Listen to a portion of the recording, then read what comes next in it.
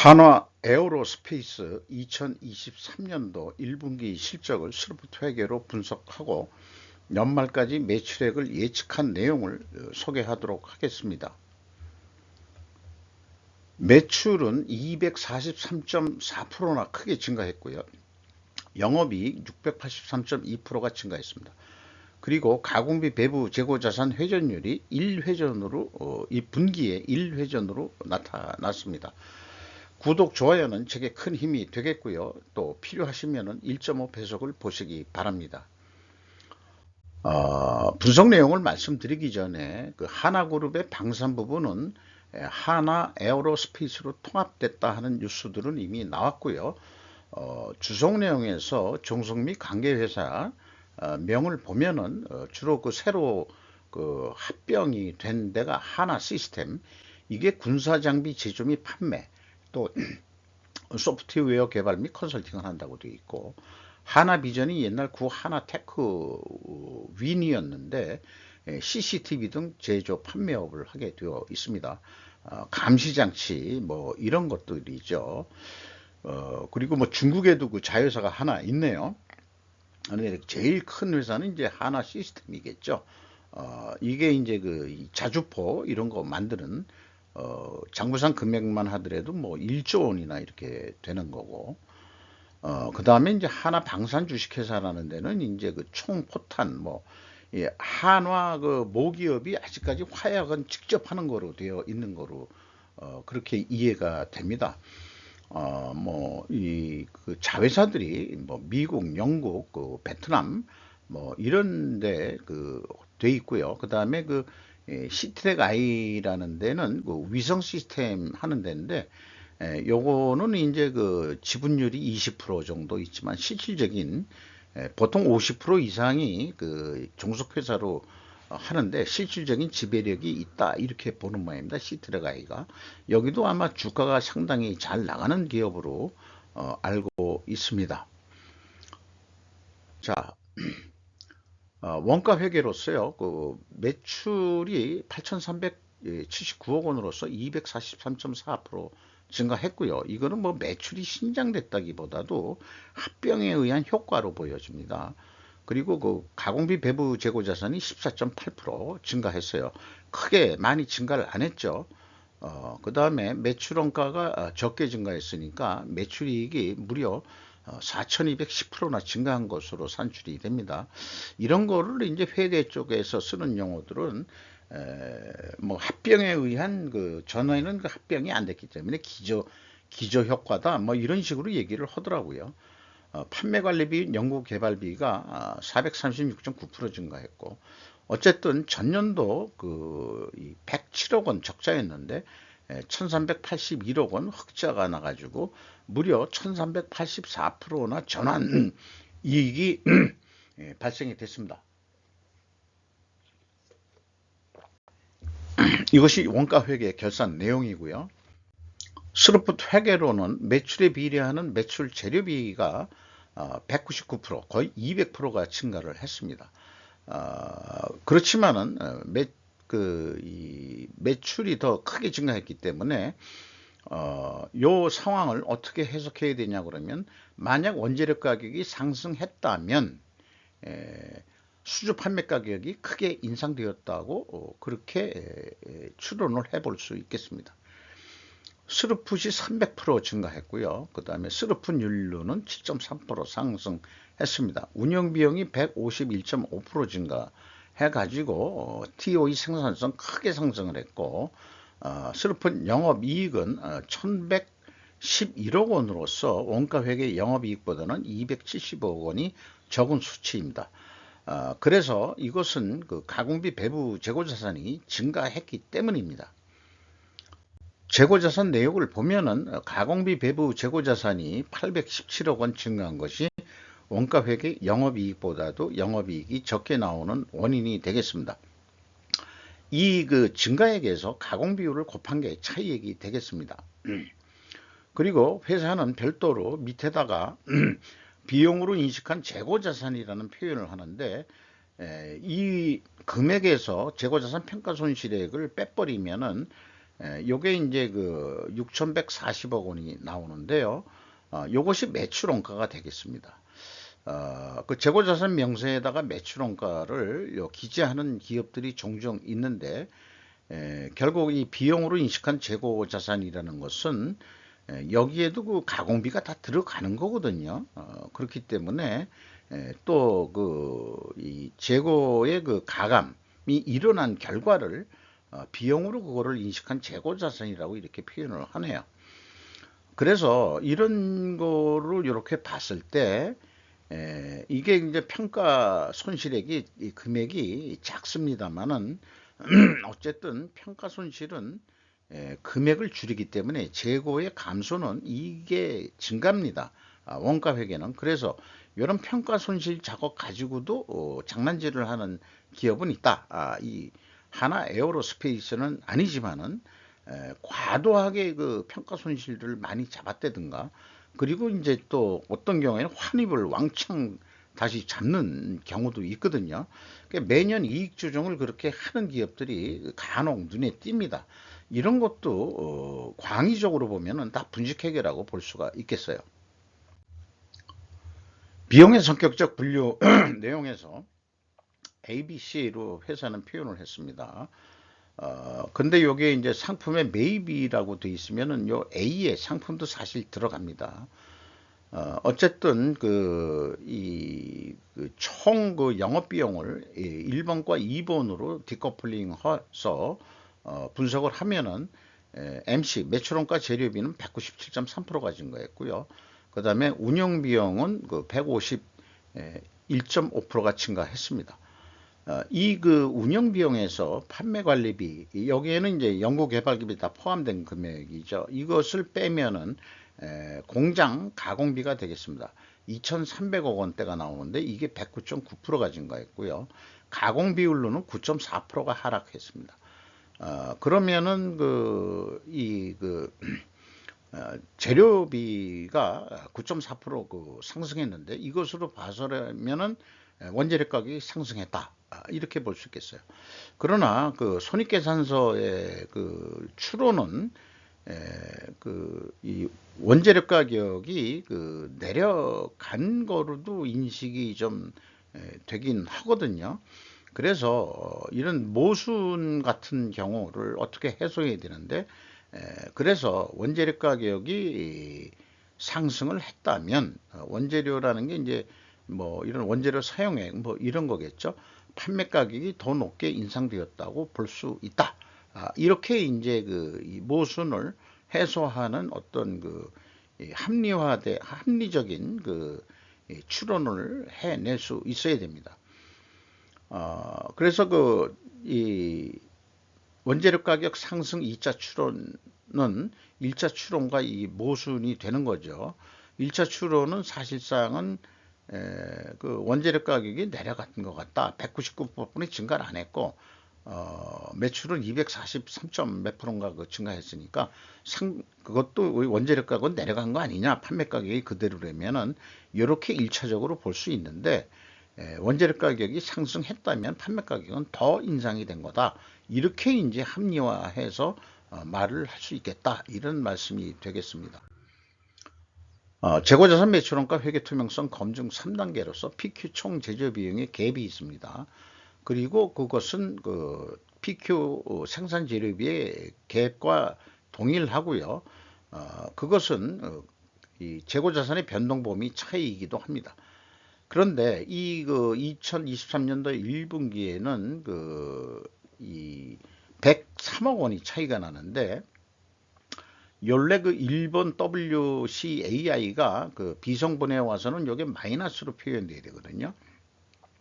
그러면은 이제 마이너스 817억 원인데 714억 원뿐이 안 되니까 상대적으로 매출 원가가 증가하는 거로 되어 있죠. 매출 원가가 증가하면은 매출이익이 줄어드는 거로 되어 있는데, 이것을 합리적으로 추적할 단서를 찾질 못했어요. 그리고 현금흐름표 기준 전체 재고자산의 증가액은 2023년도 1분기에는 일치합니다만은 전년도에는 3천만 원 차이가 나는데, 이게 또 뭔지도 추적할 단서는 찾질 못했습니다. 한마디로 좀 불투명하다, 이 말씀을 드릴 수밖에 없겠어요. 운영 비용 중에서 그 인건비가 1171억 원이 집행이 돼서 전년보다 141.5% 증가했고요. 직원 수 역시 그 또 이 밑에 써놨습니다만은, 이 직원 수는 2022년 말과 2021년 말을 비교한 겁니다. 이 일시에 어떻게 이렇게 그 1737명이 증가했다는 것은 결국 합병으로 증가한 것으로 이렇게 될 수밖에 없겠죠.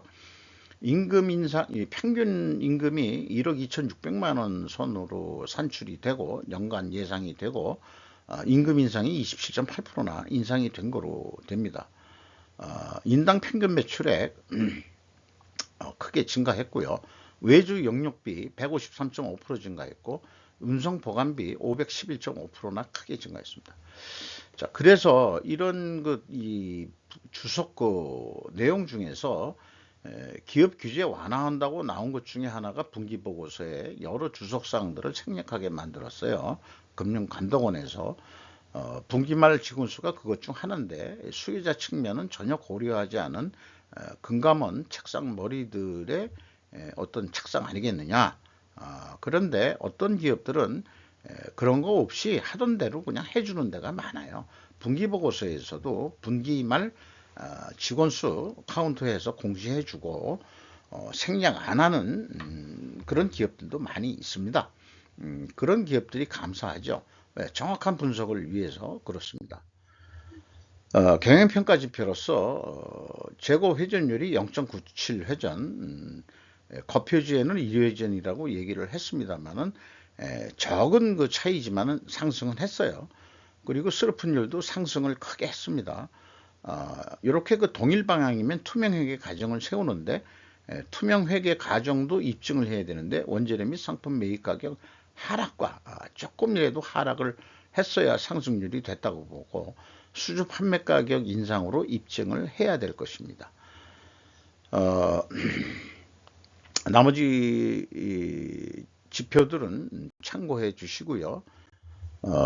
요거를 충분 조건 논리로 좀 그 논리적으로 다시 한번 표현하면은, 만약에 재고 회전율 상승과 스루픈율 상승 순방향이면 투명하게 가정을 한다. 이를 입증하기 위하여는 입증이 될 수 있는데, 원재료 가격 하락과 수주 판매 가격 상승 데이터 확인을 할 수 있기 때문이다. 이렇게 말씀드릴 수 있겠어요. 그리고 또한 별도의 투명 입증 증거로서 다른 필연적으로 존재할 다른 결과를 본다면 재고 회전율을 수량으로 산출해 보면은 회전율이 상승했을 것이다. 이렇게 나오면은 될 것입니다. 또 재고자산의 변동 범위도 WCAI로 완전히 표준화 시켜야 된다. 이렇게 말씀드릴 수 있겠어요. 그래서 원재료 가격 추이나 뭐 이런 것들은 이게 방위 산업인 경우에는 크게 노출을 안 시킵니다. 노출시킨 거는 자회사 감시 카메라 정도인데 이게 분석에 의미가 없죠. 하나 이 시스템 방산 장비 하는 데가 제일 큰 데인데, 그런데 가격을 알려줄 리가 없죠. 그래서 이 금액으로 비율을 해보면은 원재료 가격이 199% 상승을 했는데, 재료 비율이 제조 원가상 재료 비율이 한 67% 되거든요. 그러면 가격 상승 압박률이 133.2%가 나는데, 매출 증가가 243.4%가 증가했으니까 판매 가격이 더 올라간 것 같다. 그래서 아마 폴란드의 자주포 수출이라든가 뭐 이런 게 영향을 미치지 않았겠느냐, 이렇게 보면은 될 것 같아요. 원가 회계 패러다임으로서 PQ 매출원가도 차이가 있는 거, 이 103억 원이 뭔 돈인지 모르지만은 이 상태에서 있는 데이터 그대로 부풀리지 않고 양심적으로 해 본다면은 한 3조 6,376억 원 정도 나오는데, 계약을 3조 6천억 원에 했다. 이러면은 계획은 한 5,500억 나오는데 6천억 정도 나오게 된다. 왜 그렇게 되냐? 재고의 증가 때문에 그렇습니다. 그래서 요거에 이제 만족을 하는데 거꾸로 재고가 많다 그래서 재고를 15% 줄인다면은 3조 6천억 원에서 영업이익은 4천억 원대로 거의 2천억 원대가 떨어집니다. 이것이 이제 원가 회계의 맹점이라는 거 다시 한번 말씀드리고요. 스루프 관점으로 보면은 있는 데이터 그대로 양심적으로 해서 본다 하더라도 맥시멈 3조 5천억 원이면 됩니다. 그래서 계약을 3조 5천억으로 한다 그러면은 원가 회계보다도 그 싸게 납품을 할 수 있는 거죠. 그래서 계획이 그 5천억 정도 이렇게 나오게 돼 있는데 원가 회계만큼 이익을 좀 더 올려보자 한다면은 재고 회전율이 연간 한 4회전 정도 나오는 거로 예상이 되는데 더도 말고 4.2회전 한 8.5% 증분 못 시키겠느냐. 가격을 이 3조 5천억짜리를 그 1,000억 가까이 싸게 해준다면은 그 대신 이제 뭐 물량을 좀 더 주소. 방위청이나 또 우리 그 폴란드가 또 계속 물건을 산다면은 그냥 좀 깎아줄게.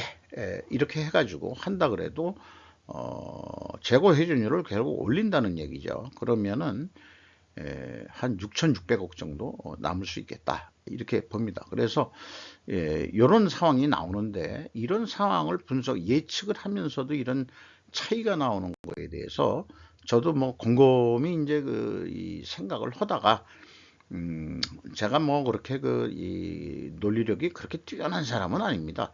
하면서 이 언젠간 정리를 해야 되겠다. 예측이라는 관계에 있어서 그래서 이렇게 그 4분면 매트릭스 표로 만들어 가지고 재고 증가할 때와 재고 감소했을 때의 예가 이런 것을 좀 뭐 정리를 해봤습니다. 이게 원가 회계라는 게 재고가 증가하면 이익이 증가하게 되어 있고요. 판매 예가 산출하는데도 높게 나오게 되어 있습니다. 또 재고가 감소할 때는 이익이 감소하게 되어 있고 판매 예가가 낮게 나오게 됩니다. 양심적으로 하면은.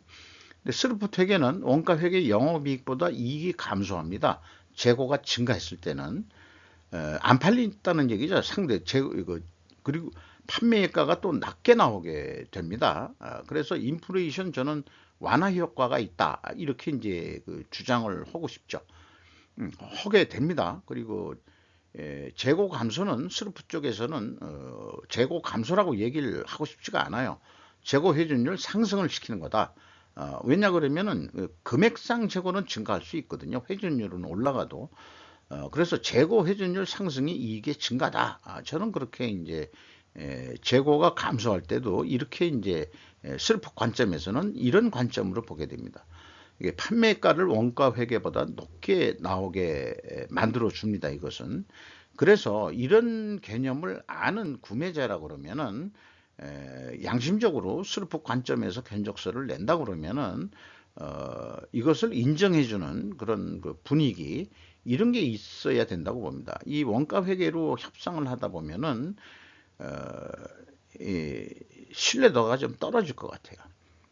자관 이런 원인이 가공비 배부에서 출발을 합니다. 원가 회계는 그리고 또한 원가 회계는 분식 회계를 유혹한다. 그렇게 볼 수 있겠습니다. 판매가가 낮게 나오니까 그걸 올리려니까 뭐 일단 이 견적 내역을 브릭다운해서 재료비 얼마 들어가니 뭐 가공비가 얼마 들어가니 판관비 얼마 들어가니 마진 얼마 먹을래 뭐 이런 거 가지고 다 그 인정을 허니 많이 뭐 이런 거 가지고 옥신각신 싸움질하고 난리가 되겠죠. 그러니까 뭐 이런 것 때문에 또 뭐 로비가 일어나고 또 무슨 접대가 일어나고 뭐 이런 거 아닌가 그런 생각까지 또 하게 됩니다. 주가를 보면은 10만 3천 원으로서 2021년 말보다 29,400원이나 크게 상승했어요. 장부 가격 대비 176%, 35%나 증가했습니다. 뭐 실적도 좋고 또 합병 결과 또 시너지 효과가 나오는 것으로 이렇게 됩니다. 하나가 33.95%를 가지고 있고 국민연금공단 9.12%, 오비스 인베스트먼트 매니지먼트 리미티드가 5.12%, 외국인이 33.2%나 크게 가지고 있습니다.